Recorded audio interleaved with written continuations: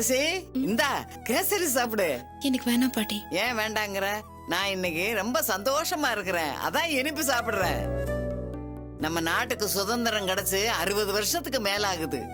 எனக்கும் உனக்கும் இன்னைக்கு தான் சுதந்திரம் கிடைச்சிருக்கு. இந்தா சாப்பிடு.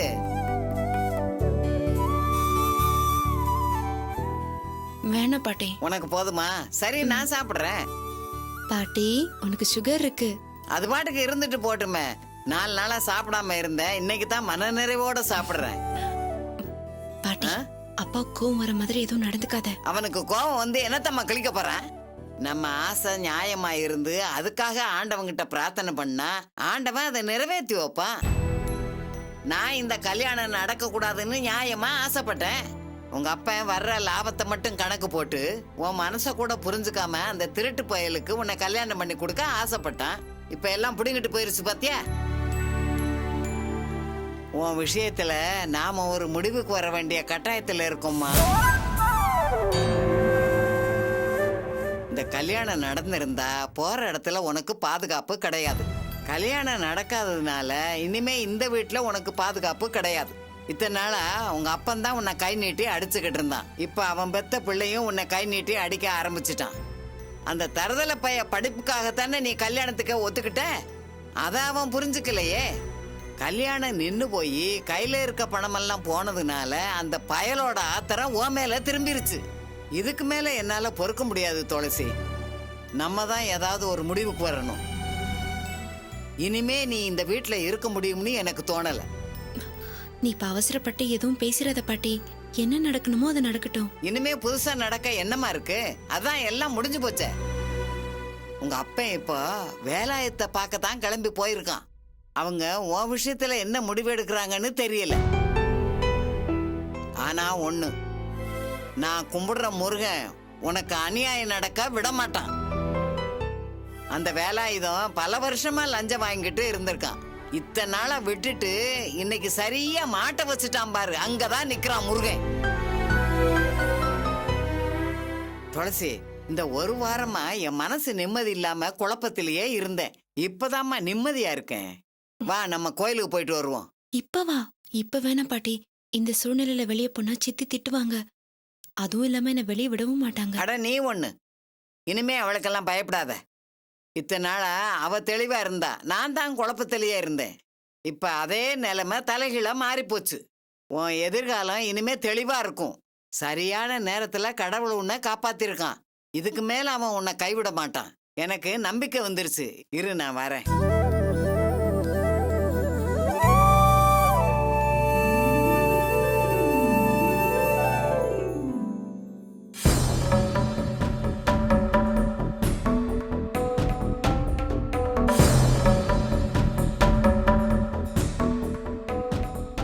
கேசரி பிரமாதம், ரொம்ப நல்லா பண்ணிருக்கான்.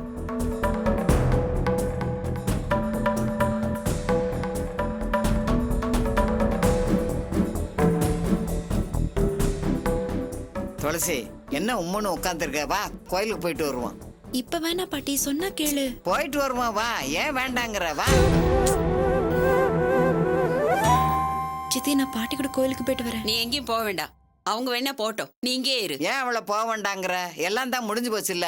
இனிமே அவ வீட்டுல இருந்து என்ன ஆக போகுது? நீ வா துளசி. அவர் இப்பதான் அவங்கள பார்த்து பேச போயிருக்காரு. நாளைக்கு இந்த கல்யாணம் நடக்கும். அதனால இவ எங்கேயும் போக கூடாது. திடீர்னு மாப்பிள்ளை வீட்டுக்காரங்க வந்து கேட்டா நான் என்ன பதில் சொல்றது? அவங்களுக்கு போலீஸ்காரங்க கேக்குற கேள்விக்கு பதில் சொல்றதுக்கே நேரம் சரியா இருக்கும். இதுல ஒன்ன வந்து கேட்க போறாங்களா? கல்யாணம் நடக்குன்னு நம்பிக்கிட்டு இருக்கியா? அதான் புது மாப்பிளைய போலீஸ்காரன் புடிச்சுக்கிட்டு போயிட்டானே. ஜெயில வச்சு கல்யாணம் நடக்குமா? அவங்களுக்கு இதெல்லாம் ரொம்ப சின்ன விஷயம். மாப்பிள்ளை இன்னைக்கே கொஞ்ச நேரத்துல வெளியே வந்துருவாரு. ஆமா, வந்துர குந்துர போறான். நம்ம வீட்டு வரைக்கும் போலீஸ்காரங்க வந்து விசாரிச்சுட்டு போயிருக்காங்கன்னா அந்த ஆளு இப்போதைக்கு வெளியில வரமாட்டான். அதான் டிவியில எல்லாம் போட்டு நார் அடிச்சுட்டாங்களே. இனிமே இந்த கல்யாணம் எங்க இருந்து நடக்க போகுது? ரவா கேசரியில நெய், முந்திரி பருப்பெல்லாம் போட்டு ரொம்ப நல்லா பண்ணியிருக்கிறான். நீயும் சாப்பிட்டு உன் பிள்ளைங்களுக்கும் கொடு. கல்யாணம் தான் நின்னு போச்ச, சமைச்சு வச்சதையாவது வீணாக்காம சாப்பிடு. பணம் நகையெல்லாம் போயிருச்சு. ஏதோ இதாவது மிஞ்சிச்சேன்னு போட்டு சாப்பிடுங்க. அந்த வேலாயுதத்தால உங்களுக்கு கிடைச்ச ஒரே லாபம் இதுதான். நீ உள்ள போ. உங்க மாப்பிள்ள தான் உள்ள போயிட்டானே, அப்புறம் இவளையே உள்ள போக சொல்ற? துளசி, நலங்கு வச்சப்புறம் வீட்டை விட்டு வெளியே போக கூடாது. பேசாம உள்ள போய் உட்காரு. கல்யாணமே இல்லைன்னு ஆயிப்போச்சு, நீ நலுங்க பத்தி பேசுற. துளசி பெரிய மனுஷி ஆனதுக்கு ஒரு சின்ன சடங்கு பண்ணிக்கலான்னு சொன்னேன். நீயும் முத்துமாணிக்கமும் சேர்ந்து இவளுக்கு அதுக்கு செலவு பண்ணுவானேன்னு நிறுத்திட்டீங்க. அதே நீ பெத்த பொண்ணு பவித்ரா வயசுக்கு வந்தப்போ தெருவையே கூட்டி பண்ணுனீங்க. இப்ப நடந்த நலுங்க துளசி பெரிய மனுஷி ஆனதுக்கு நடந்ததா நினைச்சுக்கிறேன். ஒன்னு தெரிஞ்சுக்க பத்மா, துளசிக்கு நீங்க ஓர வஞ்சனை பண்ணாலும் கடவுள் சரியான நேரத்துல வந்து துளசியை காப்பாத்திக்கிட்டு தான் இருக்காரு.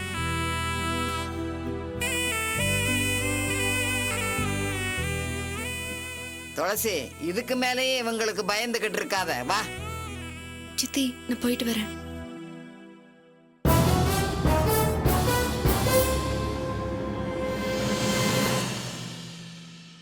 அம்மா,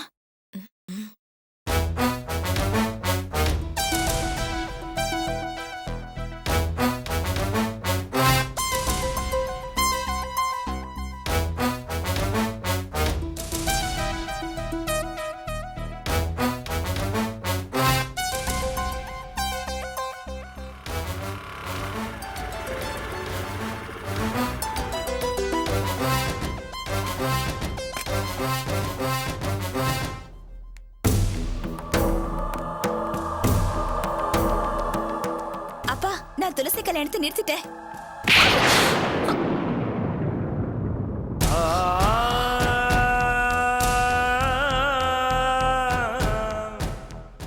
உன் வயசுக்கு ஏத்த காரியத்தையா செஞ்சுட்டு வந்திருக்க நீ. இதனால நம்ம வாழ்க்கையில என்னென்ன பிரச்சனை வரப்போகுது தெரியுமா உனக்கு? எனக்கு எதை பத்தியும் கவலை இல்லப்பா. நான் ஒரு நல்ல காரியம் தான் பண்ணிட்டு வந்திருக்கேன். என் ஃப்ரெண்ட் துளசியோட வாழ்க்கையை காப்பாத்திருக்கேன்ப்பா. இன்னைக்கு நான் ஒரு நல்லது பண்ணிருக்கேன். அந்த திருப்தியே போதும்பா எனக்கு. ஏய், வாயை மூடுடி. உங்க அப்பாவை எதிர்த்து பேசுற அளவுக்கு உனக்கு தைரியம் வந்துருச்சா? நம்ம வீட்லயே எவ்வளவு பிரச்சனை இருக்கு, அதை விட்டுட்டு எவ்வளவு காப்பாத்த போயிருக்க நீ? உங்க அப்பா உன்னை படிக்க வைக்க எவ்வளவு கஷ்டப்படுறாரு தெரியுமா? எங்க எல்லாம் கடன் வாங்கியிருக்காருன்னு தெரியுமா உனக்கு? ஆர்டிஓ ஆபீஸுக்கு போய் அவரை பகச்சிட்டு வந்திருக்கியே. உங்க அப்பாவும் அதே தொழில தான் இருக்காரு. இதனால அவருக்கு என்னென்ன பிரச்சனைங்க வரப்போகுதோ? இந்திரா, என் தொழில எனக்கு எந்த பிரச்சனையும் கிடையாது. எந்த கஷ்டம் வந்தாலும் அதை நான் சமாளிச்சுப்பேன். நான் ஊரா போறவன். இங்க நீங்க பொம்பளைங்க தனியா இருக்கிறீங்க. உங்களுக்கு ஏதாவது ஆபத்து வந்துடுச்சுன்னு நினைச்சா என்னால அங்க நிம்மதியா இருக்க முடியுமா? இல்ல என் தொழிலை தான் பார்க்க முடியுமா? இவ இப்படி ஒரு காரியத்தை பண்ண போறேன்னு என்கிட்ட சொல்லிருக்க வேணாமா? தனியா போய் பண்ணிட்டு வந்து நிக்கிறா. பொண்ணுங்க தைரியமா இருக்கணும்னு நீங்க தானே எனக்கு சொல்லி கொடுத்து வளர்த்திருக்கீங்க. இதுக்கு பேரு தைரியம் இல்ல, பைத்தியக்காரத்தனம். உனக்கு ஒரு பிரச்சனை வந்து அதை தனியா நின்னு சமாளிக்கிறதுக்கு பேரு தான் தைரியம். நீயா ஒரு பிரச்சனையை தேடிட்டு போய் அதுல மூக்க நுழைக்கிறதுக்கு பேரு தைரியம் இல்ல, அசட்டு துணிச்சல். சின்ன வயசுல இருந்தே நான் உங்களதான்ப்பா ஹீரோவா பார்த்து வளர்ந்துருக்கேன். 4 பேருக்கு நல்லது செய்யறதுதான் வாழ்க்கைன்னு நீங்க எனக்கு சொல்லி கொடுத்துருக்கீங்க. நான் ஒரு நல்ல காரியம் பண்ணிட்டு வந்தா நீங்க தான் என்ன முதல் ஆளா பாராட்டுவீங்கன்னு நினைச்சேன். ஆனா நான் பாராட்டுற மாதிரி நீ ஒன்னும் நல்ல காரியம் பண்ணிட்டு வரல. உனக்கு வண்டி வாங்கி கொடுத்த போது நீ பேசுறத நினைச்சு நான் சந்தோஷப்பட்டேன். இப்ப நீ பண்ணிட்டு வந்திருக்கிற காரியத்தை நினைச்சு என்னால அப்படி சந்தோஷப்பட முடியல. உன் வாழ்க்கை என்ன ஆகுமோன்னு எங்களுக்கு பயமா இருக்கு. நம்ம வாழ்க்கைய பத்தி மட்டும் நினைக்கிறது சுயநலம்பா. துளசி ஒரு அப்பாவி பொண்ணு. அவளுக்கு அநியாயம் நடக்குதுன்னு எனக்கு தோணுச்சு. அதை தடுக்க எத்தனையோ முறையில முயற்சி பண்ணி பார்த்தேன், முடியல. கடைசி ஆயுதமா தான் இதை நான் கையில் எடுத்தேன். எந்த ஆயுதத்தை யார் எடுக்கணும்னு ஒரு முறை இருக்கு. உனக்கு நான் முழு சுதந்திரம் கொடுத்திருக்கிறேன். அதுக்காக உன் நடவடிக்கைகளை நான் கவனிக்காம இருந்துருவேன்னு நினைச்சியா? தான் பிள்ளைக்கு சைக்கிள் கத்து கொடுக்கறப்ப அவன் தைரியமா போனன்றதுக்காக கையை எடுத்துருவான். அதுக்கப்புறம் பாசம் அவனை அந்த வண்டிக்கு பின்னாலே ஓடி வர வைக்கும். அதே மாதிரி நான் உன்னை கவனிச்சுக்கிட்டே தான் இருப்பேன். ஆரம்பத்துல நீ துளசி கல்யாணத்தை நிறுத்துறதுக்கு என்னெல்லாம் முயற்சி பண்ணேன்னு எனக்கு தெரியும். நீ துளசிய போலீஸ் ஸ்டேஷனுக்கு கூப்பிட்டது, அவ தான் அப்பனுக்கு இதனால எந்த பிரச்சனையும் வரக்கூடாதுன்னு உன்கிட்ட சத்தியம் வாங்கினது, இதெல்லாம் எனக்கு தெரியும். இந்த கல்யாணத்தை பண்ண வேண்டி அவ அப்பனுக்கு என்ன நிர்பந்தமோ? முத்துமாணிக்க வீட்டுல நடந்த வியாபாரத்துல நம்ம நஷ்டப்பட்டு நிக்கணும்னு நமக்கு என்ன தலையெழுத்தா? வேலாயுதத்தை அரெஸ்ட் பண்ற மாதிரி நீ ஒரு காரியத்தை பண்ண போறேன்னு துளசி கிட்ட சொல்லியிருந்தா அவளே அதுக்கு ஒத்துந்து இருக்க மாட்டா. நீ பிடிச்சு கொடுத்த வேலாயுதம் என்ன சாதாரண ஆளா? அவனுக்கு பின்னால ஒரு ரவுடி கூட்டமே இருக்கு. நீ சின்ன பொண்ணு, இனிமே உன்னை எப்படி வெளியே அனுப்ப முடியும்? அப்படியே நீ வெளியில போனாலும் நீ திரும்பி வர்ற வரைக்கும் ஒவ்வொரு நிமிஷமும் நாங்க பயந்துகிட்டே இருக்கணும். நீ வயசுக்கு மீறி பக்குவமே இல்லாம இப்படி ஒரு வேலையை செஞ்சிருக்கிற. அந்த ஆளு லஞ்சம் வாங்குறதோட நிறுத்திருந்தா நான் இப்படி பண்ணிருக்க மாட்டேன். துளசிக்கு 20 வயசு கூட முடியல, ஆனா அவளை கல்யாணம் பண்ணிக்கணும்னு ஆசைப்படுறான். அது தர்மமே இல்லப்பா. அது மட்டும் இல்ல, நெருப்பு வச்சு செத்து போனாலே வேலாயுதத்தோட முதல் மனைவி. அவங்க குடும்பத்தை போய் பார்த்தேன். அவங்களுக்கு அந்த ஆளு எவ்வளவு பெரிய குடும்பம் பண்ணிருக்கான் தெரியுமா? அதெல்லாம் நினைச்சப்போ என் மனசு பொறுக்கலப்பா. என்ன மாதிரியும் துளசி மாதிரியும் நெருப்பு வச்சுக்கிட்டவளும் ஒரு பொண்ணு தானே. உடம்புல நெருப்பு வச்சா எப்படி எரியும்? அந்த ஆளு செஞ்ச கொடுமை அதை விட அதிகமா இருந்ததாலதான் அவளுக்கு அந்த நெருப்போட கொடுமை தெரியாம போச்சு. துளசி அந்த ஆளு கல்யாணம் பண்ணிக்கிட்டா அவளுக்கும் இதான் பகதி. என்னைக்காவது ஒரு நாள் முதல் மனைவிக்கு நடந்த கதிதான் இவளுக்கும் நடந்திருக்கும். நான் என் ஃப்ரெண்டோட வாழ்க்கையை மட்டும் காப்பாத்தல, வேலாயுதங்கிற மிருகத்துக்கிட்ட இருந்து அவ உயிரையும் காப்பாத்திருக்கேன்.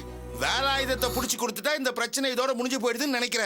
உன் ஃப்ரெண்டு கல்யாணத்தை நிறுத்திட்டு தான் நீ நினைக்கிறது வெறும் பிரம்ம தான். நாளைக்கே வேலாயுதம் வெளியில வந்து துளசியை கல்யாணம் பண்ண மாட்டான்றது என்ன நிச்சயம்? அந்த கல்யாணத்தை நீ மறுபடியும் போய் நிறுத்திடுவியா? அவன் கிட்ட பணம் இருக்கு. அந்த பணத்தை வச்சு அவன் சீக்கிரம் வெளியில வந்துருவான். அவன் வெளியில வந்தானா அவன் கோவம் உன் பக்கம் தான் திரும்பும். ஒரு அப்பனா நான் உன்னை பாதுகாக்கிறது தான் முதல் வேலை. 18 வருஷம் உன்னை வளர்த்துட்டு யாருக்காக உன்னை பலி கொடுக்க முடியாது. இவளுக்கு நீங்க வண்டி வாங்கி கொடுத்தாதான் தப்பு. அதை எடுத்துட்டு இவ ஆர்டிஓ ஆபீஸ் போனதால தானே இவ்வளவு பிரச்சனை வந்துச்சு. கஷ்டத்தோட கஷ்டம்னு பொண்ணு சந்தோஷத்துக்காக வண்டி வாங்கி கொடுத்தீங்களே, இப்ப என்னாச்சு பாத்தீங்களா? நான் செஞ்சது நியாயம்னு எனக்கு தெரியும். நான் இப்படி பண்ண போறேன்னு சொல்லியிருந்தா நீங்க கண்டிப்பா என்ன விட்டுருக்க மாட்டீங்க. அப்புறம் துளசியோட வாழ்க்கை காப்பாத்த முடியாம போயிருக்கோம்பா. சில விஷயத்த பேசி தீக்கலாம், சில விஷயத்த தீர்த்துட்டு தான்ப்பா பேச முடியும். அதான் நான் இப்படி பண்ணேன். சீ, இதுக்கு மேல பேசாத, வாயை மூடிட்டு. நீ பண்ணதே தப்பு, அதே திரும்ப திரும்ப நியாயப்படுத்தி பேசிட்டு இருக்க. நீ இன்ஜினியரிங் காலேஜ் சேரணும்னு உங்க அப்பா சொன்னப்ப நமக்கு இன்னும் 2 பொண்ணுங்க இருக்காங்க, அவங்க வாழ்க்கையும் பார்க்கணும்னு சொன்னேன். அதெல்லாம் அந்த காலத்துல தானாவே நடக்கும்னு சொன்னாரு. அதுக்காக உங்க அப்பா அந்த வண்டிய. இதோ பாருமா, நான் உனக்காக எவ்வளவு சிரமப்படுறேன்றது முக்கியம் இல்ல. உன்னையும் இந்த குடும்பத்தையும் முன்னுக்கு கொண்டாடணும்னு நான் போராடிட்டு இருக்கேன். அந்த முயற்சியை எல்லாம் முறியடிக்கிற மாதிரி நீ பண்ணிட்ட. எவ்வளோ ஒருத்தி வாழ்க்கையை காப்பாத்துறதுக்காக உன் வாழ்க்கையை பணையம் வச்சுட்ட.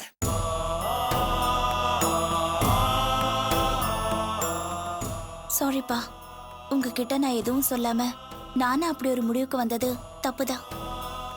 இத்தனை வருஷமா நீங்க என்ன கை நீட்டி அடிச்சது இல்லப்பா. இன்னைக்குதான்ப்பா முதல் தடவையா அடிச்சிருக்கீங்க. உங்க பொண்ணு வாழ்க்கையில ஏதாவது ஆயிடுமோங்கிற அக்கறையிலையும் பயத்திலையும் தானே நீங்க நடிச்சீங்க. துளசி வாழ்க்கையிலயும் ஏதாவது ஆயிடுமோங்கிற அதே பயத்திலையும் அக்கறையிலையும் தான்ப்பா நான் இந்த காரியத்தை பண்ணேன். என்ன மன்னிச்சிருங்கப்பா. இதுக்காக நீங்க எனக்கு என்ன தண்டனை கொடுத்தாலும் அதை நான் ஏத்துக்கிறேன்ப்பா. நீ என்ன சமாதானம் சொன்னாலும் நீ செஞ்சது தப்புதான். ஒரு காரியத்தை அமைதியா செஞ்சு முடிக்கிறது ஒரு ரகம். அதே காரியத்தை முகத்தை காட்டி வெளிச்சம் போட்டு செய்யறது இன்னொரு ரகம். இதே வேலைய நீ உன் முகத்தை காட்டாமலே செஞ்சிருக்க முடியும். அதான் புத்திசாலித்தனமாவும் இருந்திருக்கும். நீ அறிவை பயன்படுத்தாம உணர்ச்சி வசப்பட்டு இந்த முடிவை எடுத்துட்ட. உனக்கு அதிகமா சுதந்திரம் கொடுத்து நான் தப்பு பண்ணிட்டேனோன்னு முதல் தடவை என்னை யோசிக்க வச்சுட்டேன்.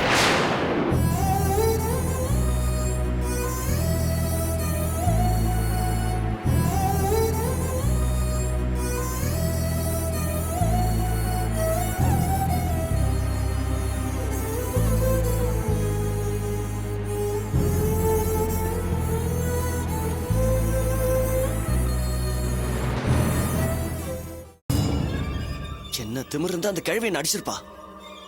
இப்ப நமக்கு அது முக்கியம் இல்லடா. முதல்ல இந்த கல்யாணம் நடக்கணும். அது வரைக்கும் என்ன நடந்தாலும் நாம பொறுமையா இருக்கணும். திடீர்னு இப்படி ஆனதுல அந்த கிழவிக்கு ஆட்டம் அதிகமாயிடுச்சு.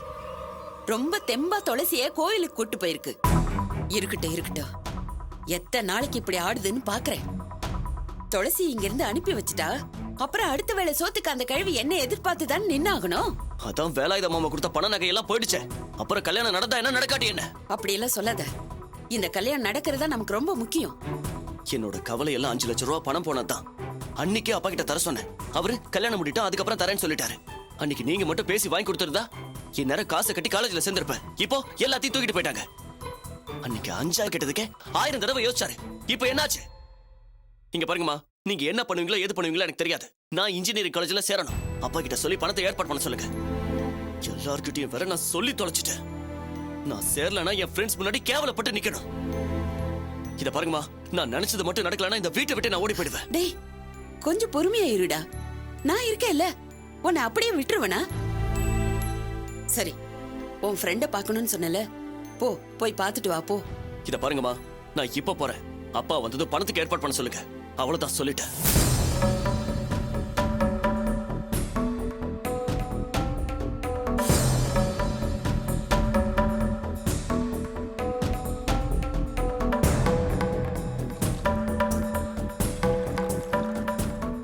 அம்மா, வேலையுத மாமா அக்கா எனக்குன்னு கொடுத்த நகையும் சேர்த்து எடுத்துட்டு போயிட்டாங்கம்மா.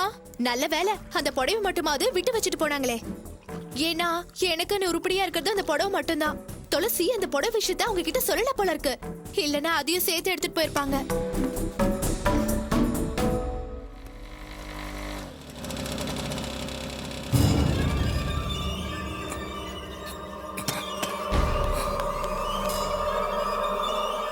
என்னங்க? எங்க வா? துளசியும் கிழவியும் கோயிலுக்கு போயிருக்காங்க.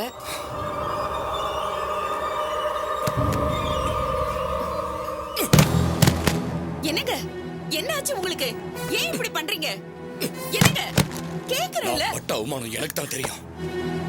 ஓடி போன பொண்டாட்டி தேடி வச்ச அவமானத்தை விட இந்த ஒரு நாள் அதை விட அதிகமா இன்னைக்கு அவமானப்பட்டு நிக்கிறேன். என்னாச்சுங்க? துளசி என்ன முட்டாளாக்கிட்டா. இனிமே இந்த வீட்டுல சேர்க்காத. கிழவியோட சேர்த்து துரத்தி விடு. எங்க வேணா போய் தொலையட்டும்.